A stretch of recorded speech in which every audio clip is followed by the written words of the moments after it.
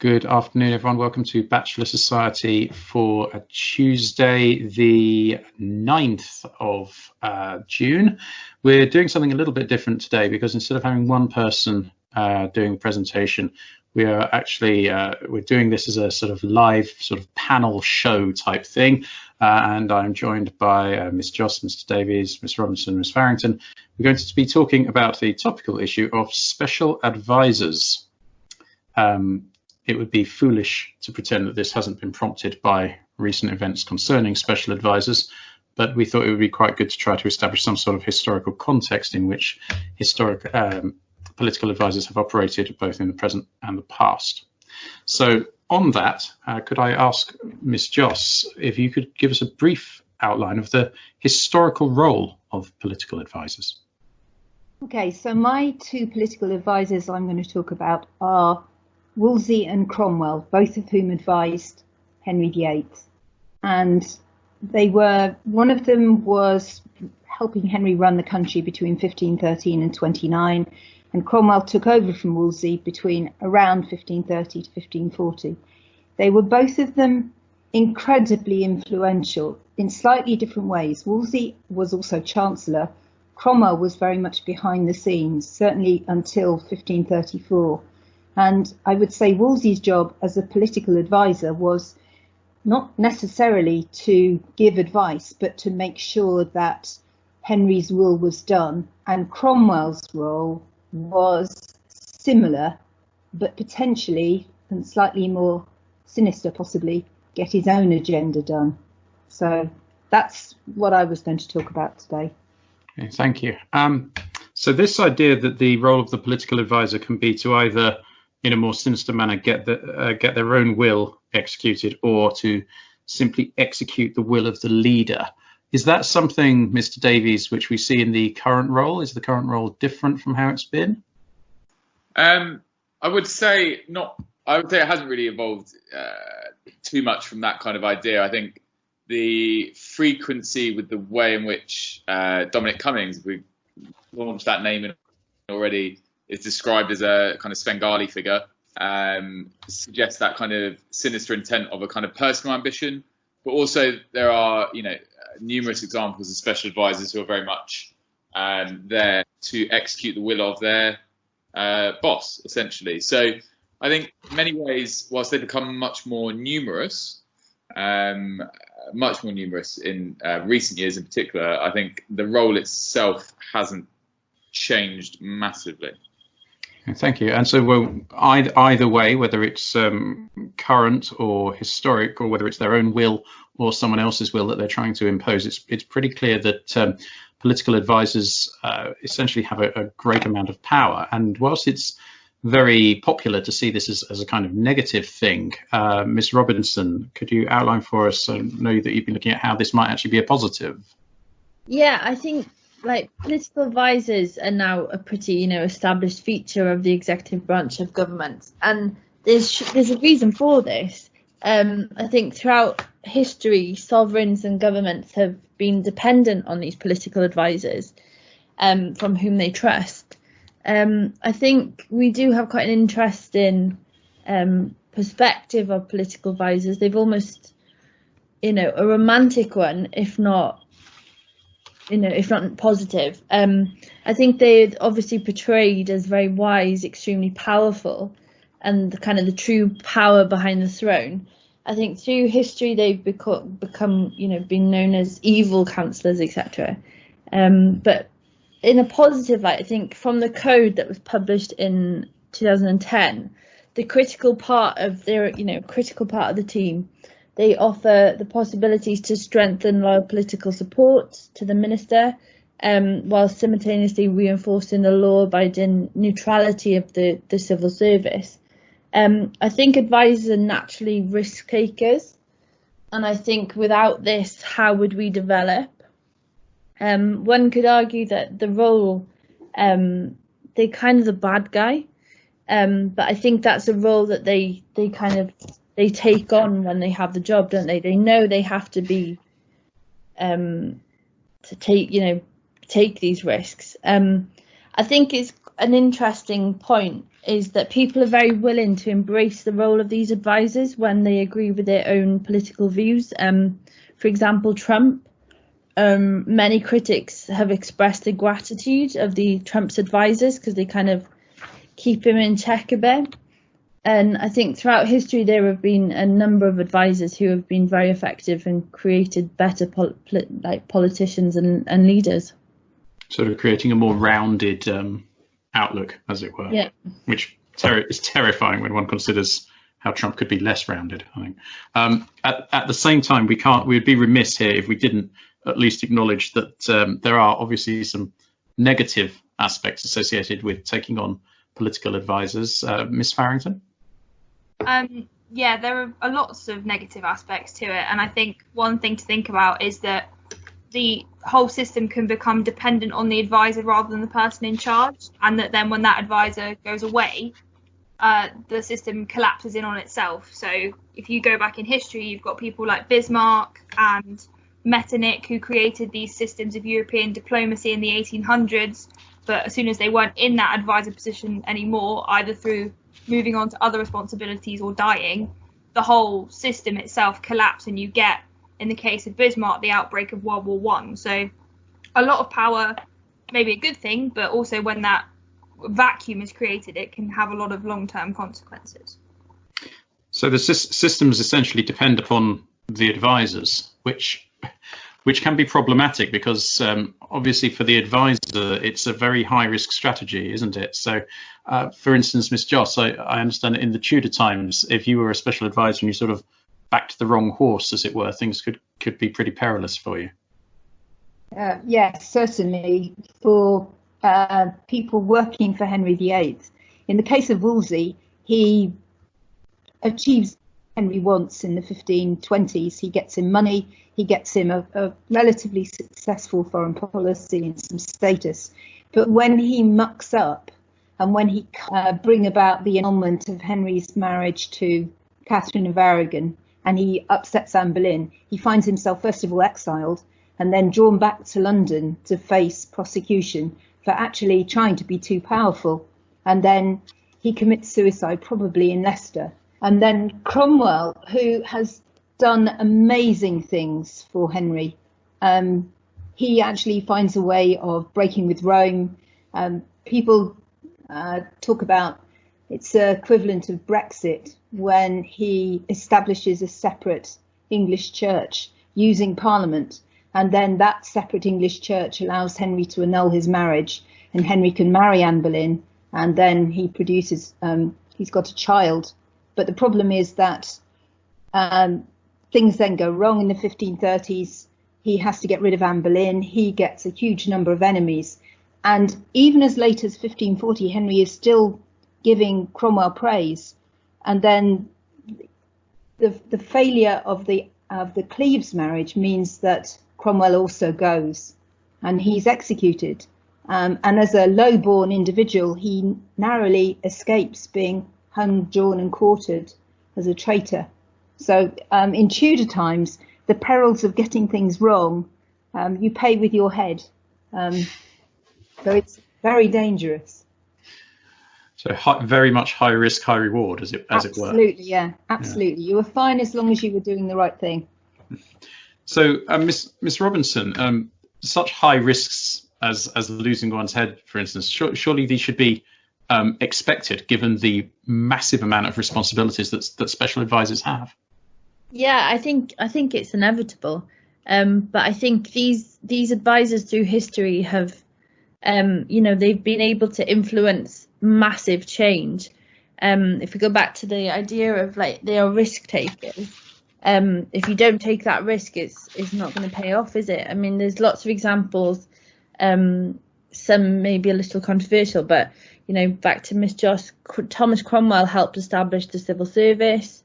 You look at Columbus advising Isabella and Ferdinand to invest in the voyages to the New World. Martin Luther King advising Johnson on civil rights. I kind of wanted to go back to the Tudors as well and focus on Queen Elizabeth. Her, particularly William Cecil, I mean, would Elizabeth have had such a long and successful reign, proving that women could be as effective and as popular as monarchs, as popular as a monarch as a man could be. William Cecil, he was her most trusted advisor, and he played a major role in Elizabeth's government. He was very influential in her religious settlement with finding the middle way. I think also Elizabeth had a number of plots against her, the northern earls and the Rodolphi plot, etc. And it was thanks to him and his advice which kept her on the throne for such a long time. It's interesting we pick up on Elizabeth there, because you were speaking about, there was a worry that she would be perceived as a weak leader, and of course that's something she had to fight against anyway. What with her gender. So, is it perhaps one of the biggest drawbacks of ever using a special advisor, Miss Farrington, that the person who consults that special advisor must perforce, be essentially a weak leader or a weak monarch? I think it was probably more the case historically, because if you look at the monarchs of the past and the special advisors they had, your life expectancy was less, even if you were a monarch and had access to the best doctors of the time. So there's going to be a greater number of these power vacuums that special advisors are naturally going to fill. And if your new leader is a young child, perhaps, then they are going to have more of a role, and in asserting their role, they are automatically weakening the leader.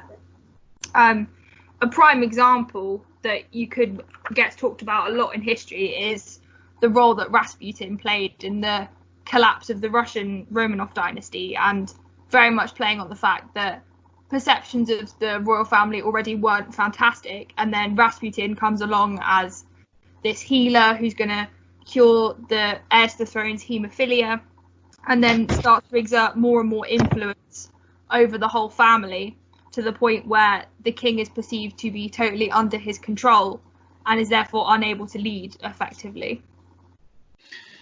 So is this perception that weak leaders consult advisors, is it to be confined to history, Mr. Davies, or is it still the case, do we think?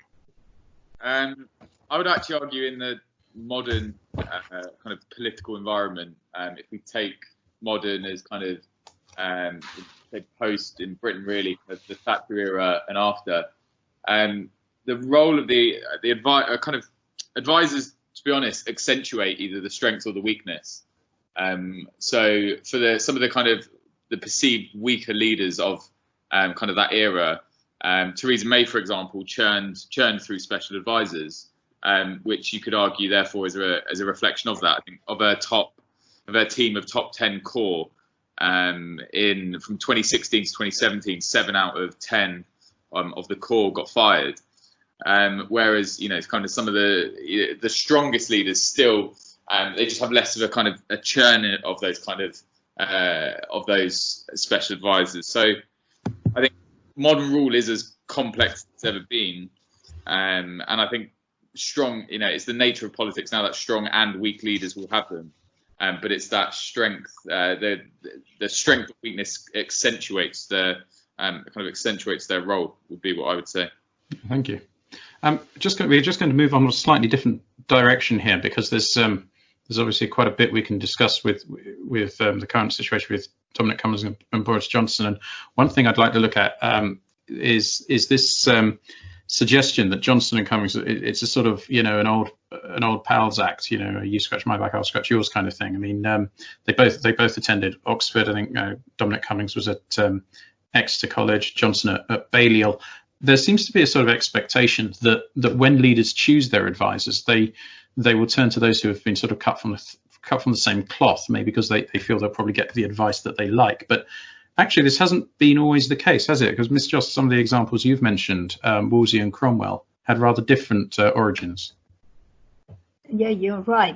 One of the problems for both of them was that they weren't from the noble elite, which meant automatically the nobles who expected to be giving Henry advice were very upset about, in the case of Wolsey, he was the son of a butcher from Ipswich who'd risen through the church.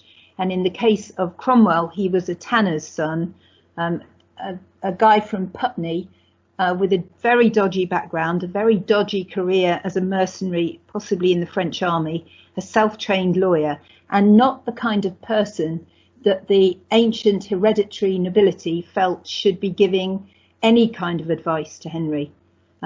They were very upset by the rise of these lowly born men. And in fact, even when Cromwell is put on trial or is attainted in 1540, one of the charges against him is that he is of very base and low degree, and that therefore he shouldn't have been giving advice to Henry. So definitely not cut from the same cloth, and that's part of the reason why both of them need Henry's protection from the nobles who feel that they should be in charge because of the belief in the great chain of being. Some sort of parallel here with the protection that Johnson is perhaps affording Cummings from those who feel he should be dismissed as well. Can I ask Ms. Robinson, is there a particular advisor who you'd hold up as an example of how they can be effective and positive and achieve great things? Yeah, so interestingly, this kind of was sparked from what I've been recently reading about the American Civil War, but Henry Clay, although his role did develop and he later became the leader of the Whig Party, and very interestingly, he was the 5 times unsuccessful presidential candidate, which I would argue probably in a parliamentary system he would have become, president or prime minister. But he was the advisor to Adams, and he actually pushed back the start of the American Civil War by arguably 25 to 30 years. He was able to help create policies and advise on policies which allowed a lot of compromise between the industrializing North and the more agrarian South. He advised on the creation of the integrated economic program, which now called the American system, which promoted developments and tried to stop kind of such a wide segregation between the North and the South happening.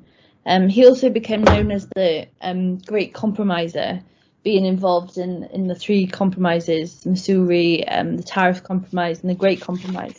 And it was thanks to him as an advisor that the American Civil War was held off for so long. Oh, thank you. So, I mean, this is a guy who's had huge significance, and yet I'm not that certain that many people will necessarily have heard of Henry Clay outside of a sort of specialist group. So, Ms. Farrington, why is it, do you think, that these individuals are not always celebrated by the press? Why is there no sort of cheering from the rooftops when something does get achieved as a consequence of a special advisor? I think it's just because it doesn't make a good story. It's not as interesting to the people. When you hear about these special advisors, either in history or even now with the Cummings story and the sheer amount of memes and jokes that were all over Twitter, it's much more interesting and intriguing to have a sort of puppet master type narrative where you've got the advisor in the background controlling the leader, manipulating them into doing things that benefit the advisor. So, and when going back to Rasputin as a very prime example of that, every portrayal of him since what happened in the Russian Revolution, he is this sinister, creepy figure. He's even a science fiction villain, and it's very much about how odd and scary he is. And the same with people like Cardinal Richelieu as well.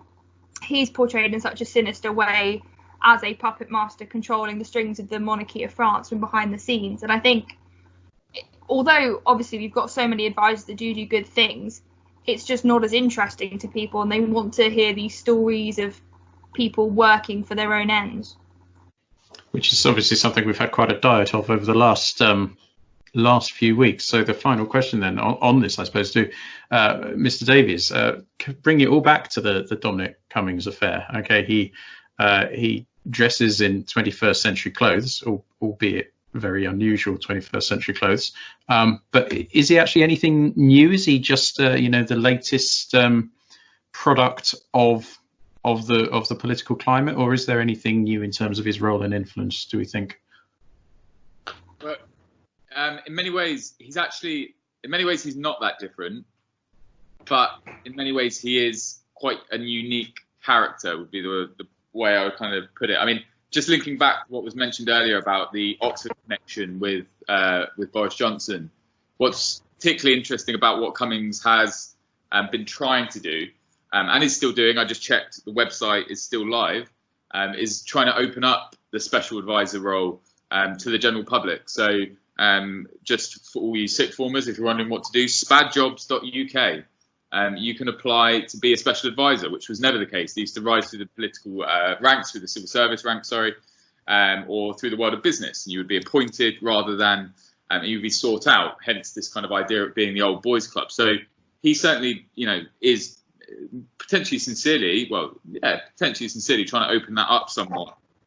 And I think the idea of the Miss Farrington was talking about the puppet master theory, has obviously been seized upon lately. Is he more secure in his job than even the Prime Minister?